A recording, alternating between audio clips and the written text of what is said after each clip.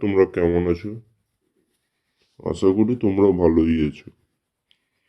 তো নিয়ে চলে এলাম আর এক নতুন গল্পের সঙ্গে। জাত পেয়াদা। রাজা কৃষ্ণচন্দ্র একবার এক পাইককে ডেকে বললেন, ওরে যদু, মুদিকে একবার ডেকে আনবি তো। পাইক সঙ্গে সঙ্গে দৌড়ে গেল। রাজা মশাই বলেছে ডেকে আনতে। পাইক গিয়ে যদু মুদিকে একবার অষ্টপৃষ্ঠে বেঁধে নিয়ে রাজার দরবারে হাজির করল। তা দেখে মহারাজ পাইকের উপর রেগে গিয়ে বলল, এ তোর কি কাণ্ড রে? আমি বলেছি যদু মুদিকে ডেকে আনতে, তুই যে একেবারে বেঁধে আনলি রে। তাকে আমি এখনো বরখাস্ত করে দিচ্ছি।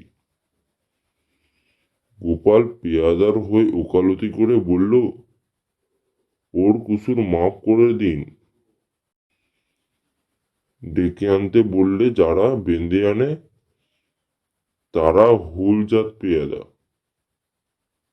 এ হচ্ছে জাত পেয়াদা। তো আজকের জন্য এইটুকুই। চলে আসছি আর এক নতুন গল্পের সঙ্গে।